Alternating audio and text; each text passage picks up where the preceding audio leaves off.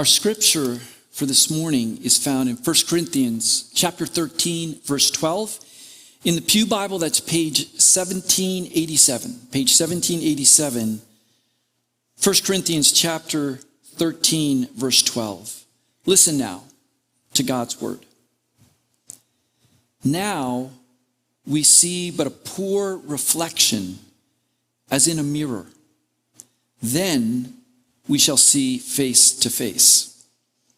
Now I know in part. Then I shall know fully, even as I am fully known. There are some of you in this room this morning, and some of you online, who are brand new to the faith. And you have told me so. And you are excited, and you are ready to grow, and you don't want me to stand up here and give you religious platitudes.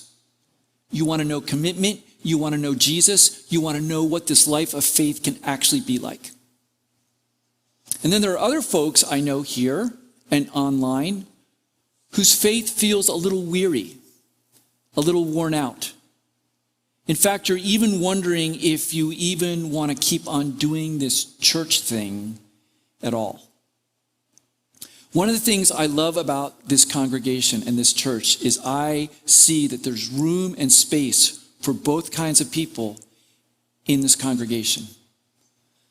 And that is one of the things that really gives me excitement and joy. And this week, I want to talk to those of you who are struggling and wrestling with your faith. So just as Justin gave us a quick, wonderful two-part series on work and rest, this is going to be a two-part series on doubt and faith. So where do we begin? I think most of us are naturally wired to ponder the meaning of life. We are naturally wired to wonder what is beyond the horizon.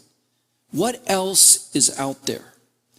And as we grow up, if we're truly maturing, we begin to ask questions and we begin to challenge what our elders taught us.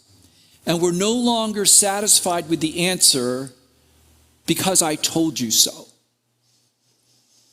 We, I believe, are naturally wired to want the freedom to figure things out for ourselves, to figure out who we're going to be for ourselves. We are wired to wonder about what is true and what is possible and how could life be better than it is now.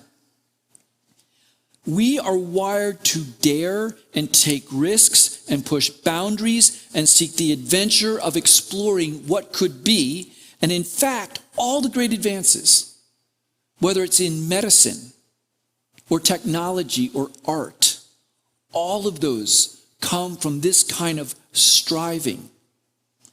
So this kind of questioning and challenging and pushing is not anti-God. It's not anti-Christian. In fact, I think it is God who wired us to be that way. During our August house churches, we're going to be looking at the first chapters, the first 4 chapters of Genesis, and I am so psyched. And part of that is when God talks to them about being stewards of the earth and having dominion over it. And the only way you can do that is if you're actually pushing forward, actually trying to see how can we be more, what can we do, what are we called to do, what is up ahead. But recently, I've been having conversations with a number of dear, dear friends that I've known for years outside this church, and we have walked the life of faith together, and some of those folks have now walked away from the faith. And others are wondering, do I even want to be part of this anymore?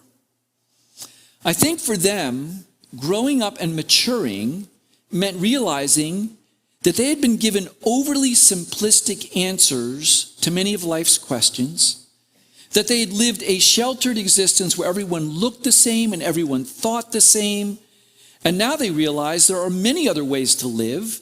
There's all kinds of people out there who have their own beliefs and their own cultures and their own insights. So how is it that we think that just we magically are the only ones who have it right? And so I think for my friends, Christianity has begun to look so parochial, so small-minded, so constraining. In fact, I heard the same phrase over and over again from different people in different conversations. Over and over again, they said they felt like the faith they had grown up with was keeping them in a box. Now, I get it. There are churches out there that are so legalistic, so judgmental, so sure they are right and everyone else is wrong, that they can suffocate the soul. Some churches feel more like you're attending the Republican Party National Convention than seeking the living God. And some churches feel more like you're attending the National Democratic Convention than seeking God. And what do those on both extremes, what message do you get from them? Don't question the box. Don't leave the box. If you do, it means you're one of them. He said, I feel like Christianity has been keeping me in a box, and I want to find out what else is out there. And as I was talking to him and thinking about it, here's what came to my mind. For me, coming to faith later in life, Christianity was the way out of the box. So here we are, these two guys, we have so much in common, we love each other, yet for one, Christianity is being put in a box, and for the other, Christianity is the very way out of the box. How do we understand this, and is there any common ground? I do think there's common ground. I think it's found in our scriptures this morning. Look again at 1 Corinthians 13:12.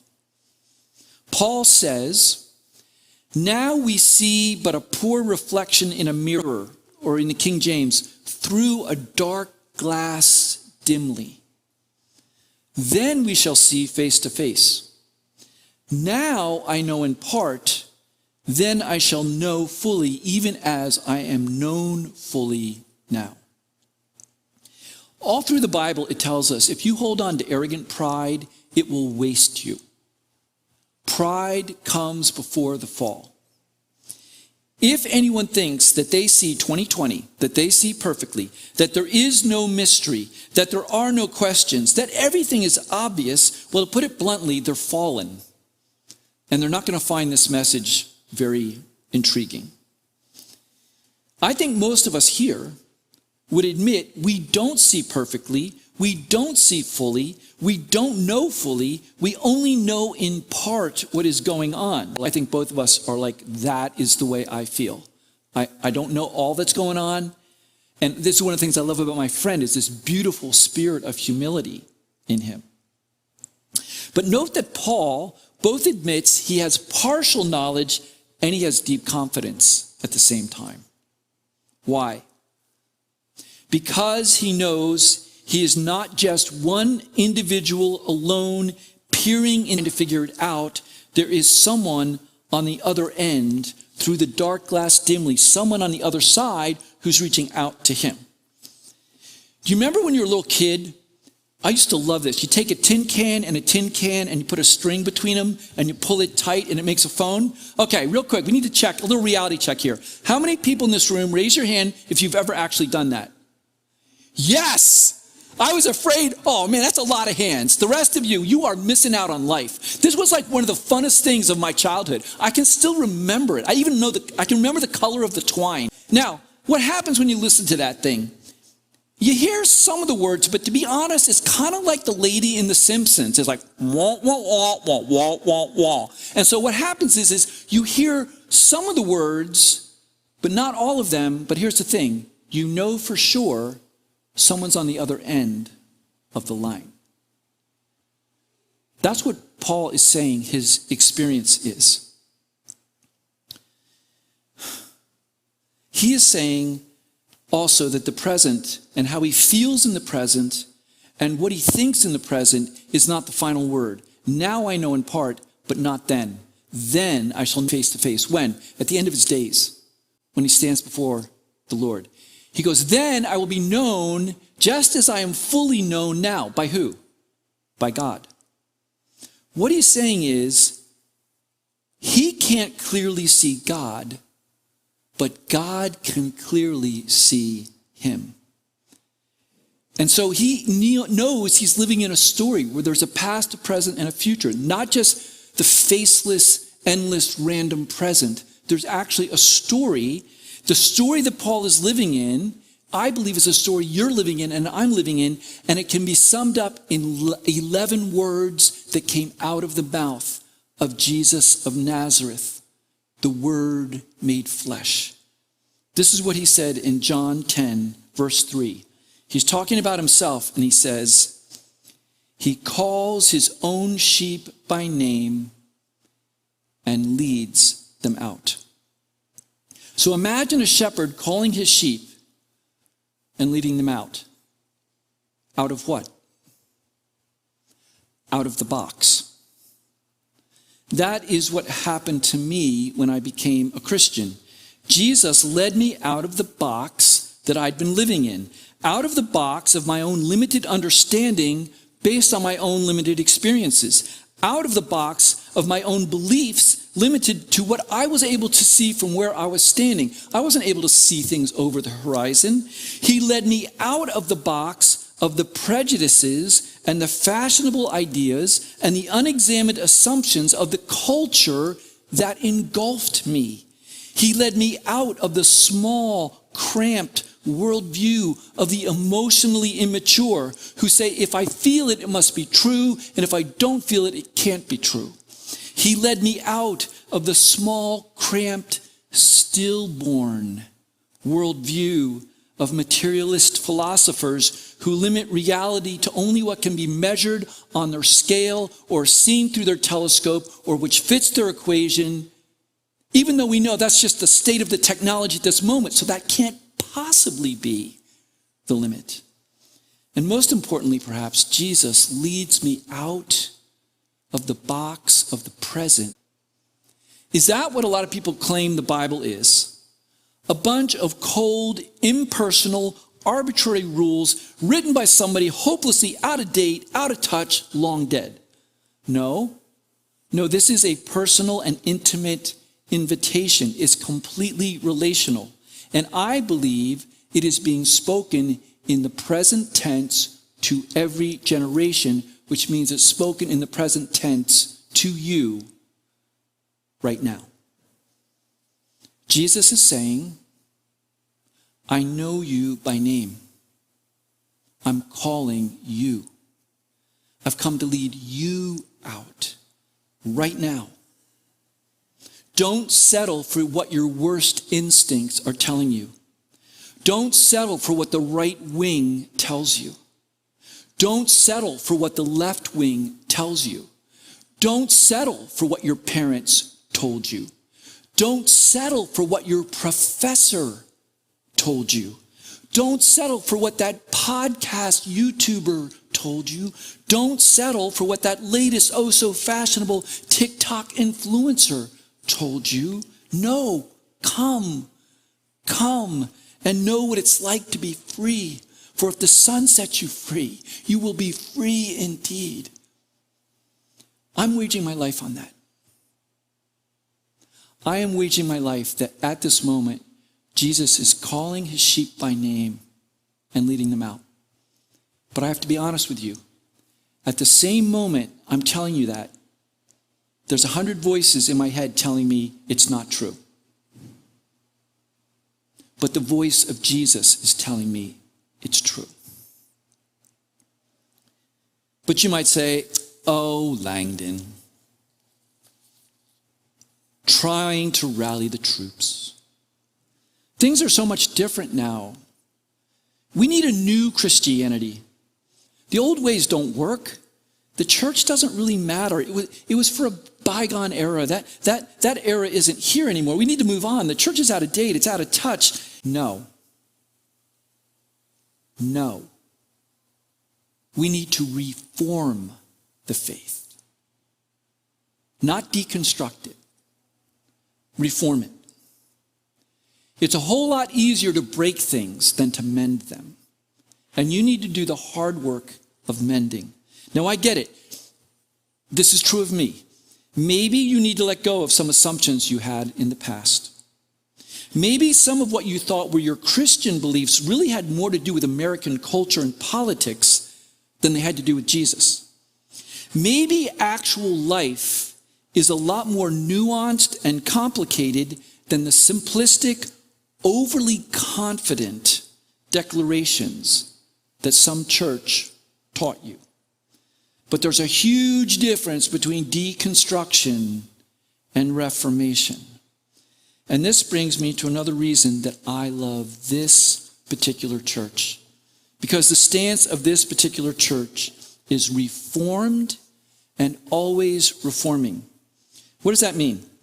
It means back in the 1500s, there was a Reformation, right? Martin Luther, John Calvin, a bunch of other people came to the realization that the church had grown corrupt and was drifting from real living faith towards dead religion and ritual and superstitions and control by the rich and the powerful.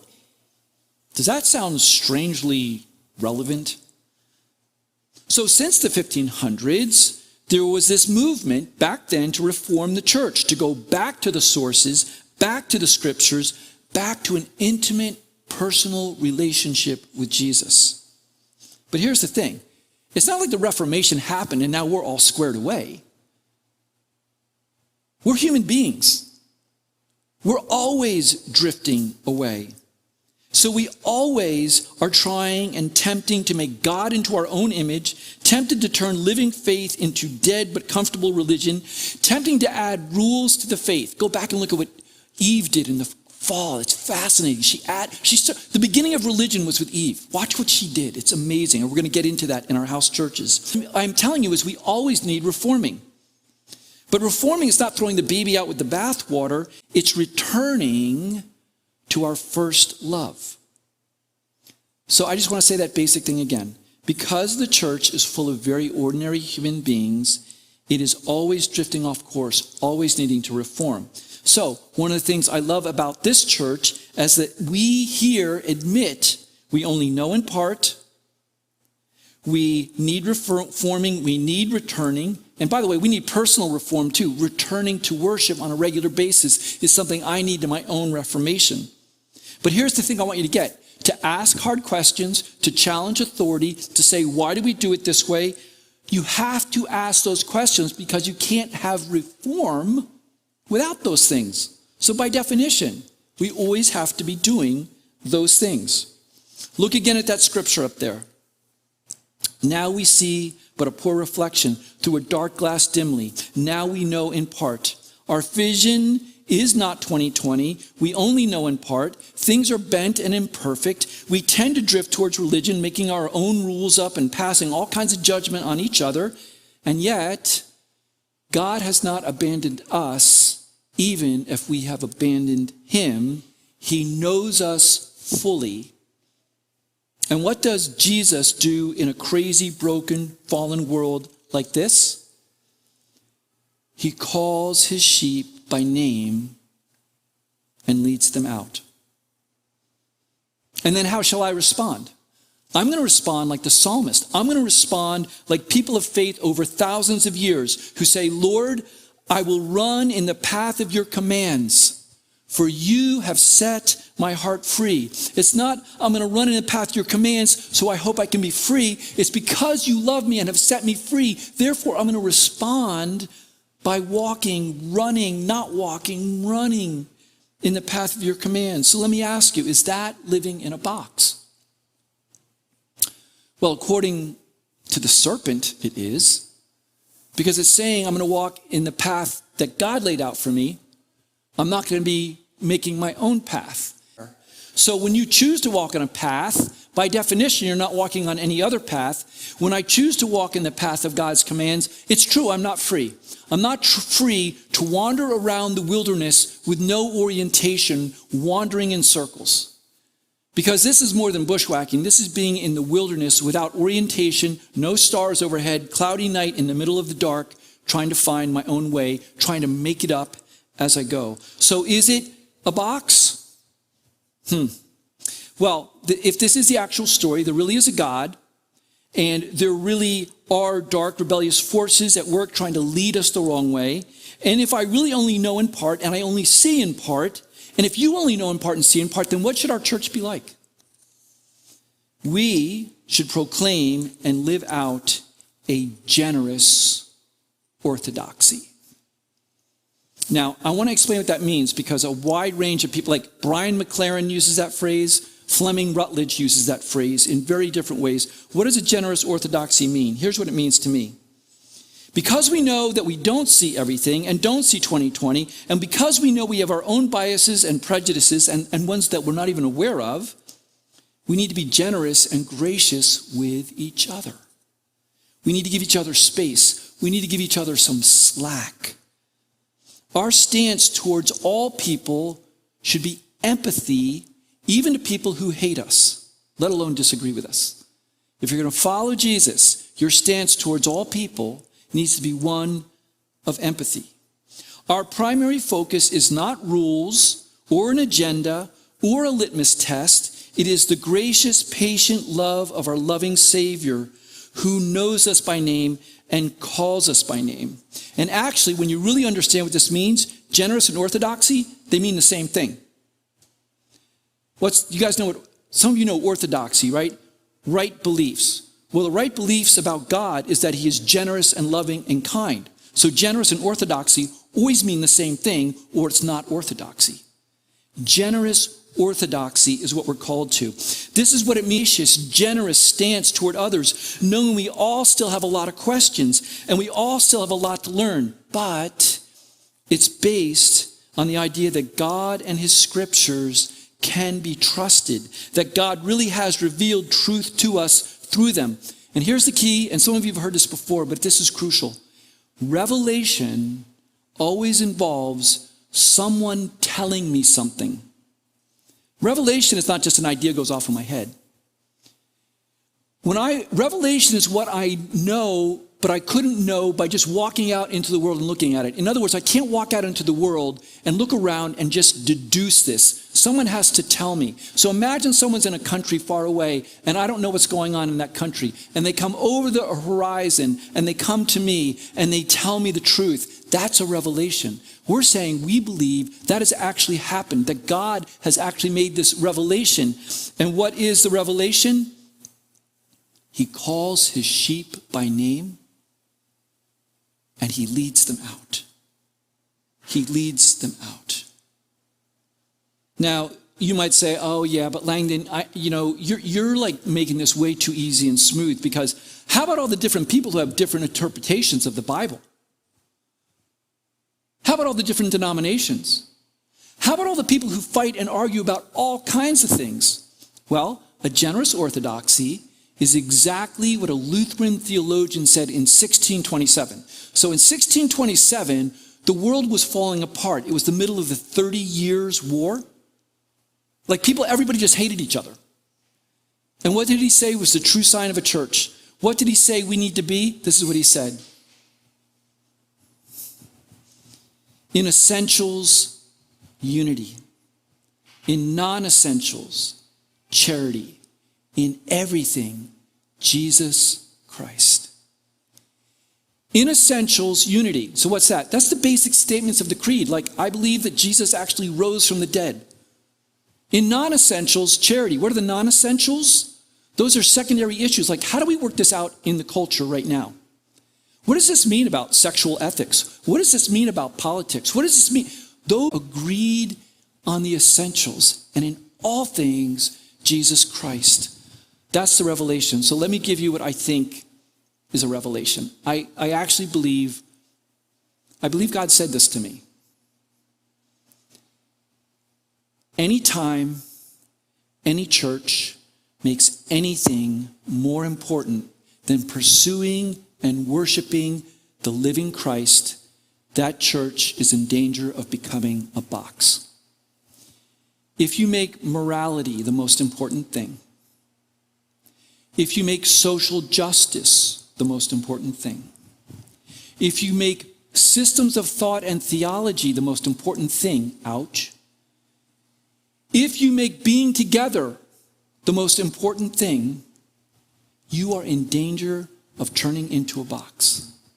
But any church who is willing to make their number one priority the pursuit and worship of the living Christ becomes a way out of the box that I made for myself, out of the box that my culture keeps me in, out into the wide open spaces with the maker of heaven and earth. This, I believe, is true. So brothers and sisters, that's why I love this church, because I believe that we're trying to practice an open orthodoxy, a generous orthodoxy here, where we're committed to Jesus and his scriptures, but we give each other space. And some of us are struggling, we're unsure, we have lots of questions. Some of us are excited and just ready to go, but we're all in this together. We're all welcome. And I'm praying that you experience this too, because that's what we want for you, to feel this space to be myself, that I can pursue Jesus. And it's exactly Jesus and how our church understands Jesus that we're going to talk about next week. Let's pray.